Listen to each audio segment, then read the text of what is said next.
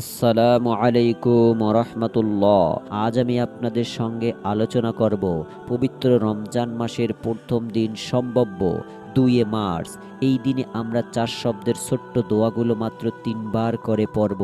আল্লাহ রব্বুল আলামিন ইনশাআল্লাহ প্রথম রমজানের উসিলায় হলেও আমাদের জীবনের সমস্ত গুনাহ ইনশাআল্লাহ মাফ করে দিবেন, পরিবার সংসারে রিজিকের বরকত দিবেন, অভাব অনটন দূর করে দিবেন, ঋণ মুক্তির ব্যবস্থা করে দিবেন ইনশাআল্লাহ।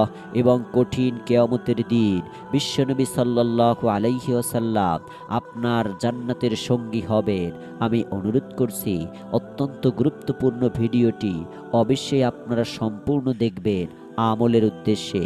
এবং যারা এই মুহূর্তে ভিডিওটি দেখছেন, আপনাদের কাছে অনুরোধ করছি পুরো রমজান মাসের সহজ আমল, সহজ দোয়াগুলো আমরা রিসার্চ করে বের করতেছি, ইনশাআল্লাহ আপনাদের কাছে পৌঁছে দিব। নিয়ম সহকারে আপনারা যদি আমল করেন, আল্লাহ রব্বুল আলামিন ইনশাআল্লাহ আপনাদের মনের ন্যাক আশা পূরণ করে দিবেন, আপনাদের দোয়া কবুল করবেন। আপনাদের রমজান মাসের রোজা ইনশাআল্লাহ কবুল হবেই হবে। মনের মধ্যে তাই অবশ্যই কোনো প্রকার দ্বিধা না রেখে চ্যানেলটি সাবস্ক্রাইব করবেন এবং বেল বাটন অন করে রেখে দিন। প্রত্যেকটি ভিডিও আপনার মোবাইলে পৌঁছে যাবে ইনশাআল্লাহ। চলুন সম্পূর্ণ ভিডিওটি আমরা দেখা শুরু করি। মার্চ মাসের 2 তারিখ রমজান শুরু হবে বলে আশা করা হচ্ছে। যদি 2 মার্চ সোমবার থেকে রোজা শুরু হয়, তাহলে সেটি সৌদি আরবে একদিন আগে হয় এবং আমাদের বাংলাদেশে অন্তত একদিন পরে রমজান শুরু হয়ে থাকে। আমরা আগে থেকেই প্রস্তুতি নেওয়ার চেষ্টা করব ইনশাআল্লাহ। এই রমজান মাসের প্রথম দিনেই আপনারা যদি কষ্ট করে যে কোনো সময় অন্তত নিয়ম মেনে আমল করেন, আল্লাহ রব্বুল আলামিন আপনার জীবনের গুনাহ ইনশাআল্লাহ মাফ করে দিবেন।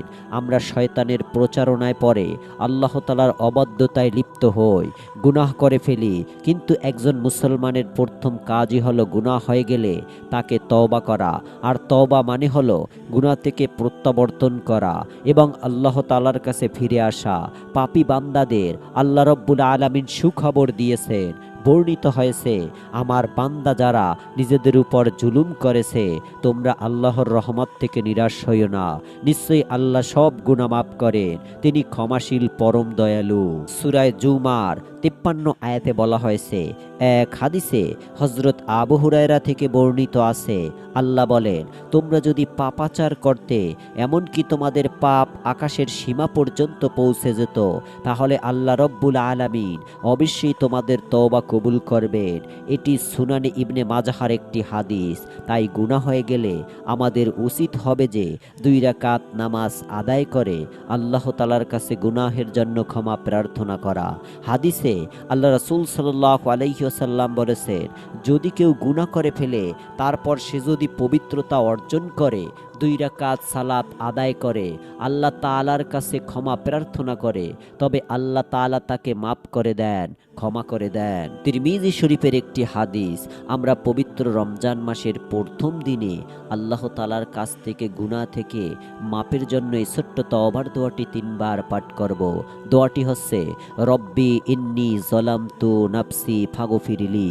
এইভাবে 3 বার পাঠ করব। হে আল্লাহ, নিশ্চয়ই আমি আমার নফসের প্রতি জুলুম করেছি, সুতরাং আপনি আমাকে ক্ষমা করে দিন। এটি কুরআনুল কারীম থেকে নেওয়া। তওবার দোয়া করার নিয়মটা আমি শিখিয়ে দিব ইনশাআল্লাহ। ভিডিওটি মনোযোগ দিয়ে দেখতে থাকুন। তো আপনারা চাইলে দোয়াটি আবার দেখে নিতে পারেন, স্ক্রিনশট দিয়ে মোবাইলে রেখে দিতে পারেন। নিয়ম সহকারে আমলটি করবেন। এরপরে আমাদের কাছে অনেক দিনই ভাই ও বোন বলে থাকেন যে ঋণের জন্য আপনারা অনেক প্রেশারের মধ্যে আছেন, অভাবে আছেন, অভাব অনটনের মধ্যে আছেন, রিজিক নিয়ে অনেক প্রেশানিতে আছেন, রিজিক নিয়ে অনেক চিন্তায় আছেন। তাহলে অবশ্যই আজকের তওবার দোয়াটি যেটি আপনাদেরকে শিখিয়ে দিয়েছি, সেই দোয়াটি পাঠ করবেন এবং মহান আল্লাহ তাআলার দরবারে দোয়া করবেন। এমনভাবে দোয়া করবেন যেন অবশ্যই আপনার দোয়া মহান আল্লাহ তাআলা কবুল করেন। দোয়া করার নিয়মটা আমি শিখিয়ে দিচ্ছি। আপনি এশার নামাজের পরে কিংবা যে কোনো নফল নামাজের পরে, সেটা হোক তাহাজ্জুদ কিংবা অন্য নফল নামাজ, এবং এরপরে মহান আল্লাহ তাআলার শানে এই দোয়াটি পাঠ করবেন। তওবার দোয়া, রব্বি ইন্নী জলামতু নাফসি ফাগফিরিলি। এই দোয়াটি 3 বার পাঠ করার আগে আপনারা 3 বার দুরূদ শরীফ পড়ে নিবেন। দুরূদ শরীফের অনেক ফজিলাত। প্রিয় দর্শক, দুরূদ শরীফ যদি আপনি না পড়েন তাহলে আপনার দোয়া আল্লাহ তাআলার দরবারে গ্রহণযোগ্য হবে না। কারণ মহান আল্লাহ তাআলা বলেন, আমি এবং আমার ফেরেশতারা রাসূল সাল্লাল্লাহু আলাইহি ওয়াসাল্লামের উপর দুরূদ পাঠ করি, তোমরাও রাসূল সাল্লাল্লাহু আলাইহি ওয়াসাল্লামের উপর দুরূদ পাঠ করো। তো এই আয়াত দ্বারা বোঝা যায় যে আমাদেরকে মহান আল্লাহ তাআলা রাসূল সাল্লাল্লাহু আলাইহি ওয়াসাল্লামের উপর দুরূদ পড়ার নির্দেশ দিয়েছেন। প্রিয় দর্শক, আপনি যে কোনো দুরূদ পড়তে পারেন, দুরূদে ইব্রাহিম পড়তে পারেন, এর ফজিলাত অনেক। তো দোয়াটি পড়ার আগে এবং পরে 3 বার করে 6 বার দুরূদ পাঠ করবেন। এরপরে মহান আল্লাহ তাআলার কাছে দোয়া করবেন এবং আপনার রিজিকের জন্য এই দোয়াটিও পড়তে পারেন। সুবহানাল্লাহি ওয়া বিহামদিহি সুবহানাল্লাহিল আযীম। এই দোয়াটি পরে সাহাবীরা গুপ্তধন পেয়েছে, ধনী হয়েছে। সাহাবীদেরকে রাসূল সাল্লাল্লাহু আলাইহি ওয়াসাল্লাম এই দোয়াটি শিক্ষা দিয়েছিলেন। তো আপনিও এই দোয়াটি পড়তে পারেন ইনশাআল্লাহ। আপনার দোয়া মহান আল্লাহ তাআলা কবুল করবেন। আপনার মনের আশা মহান আল্লাহ তাআলা পূরণ করবেন।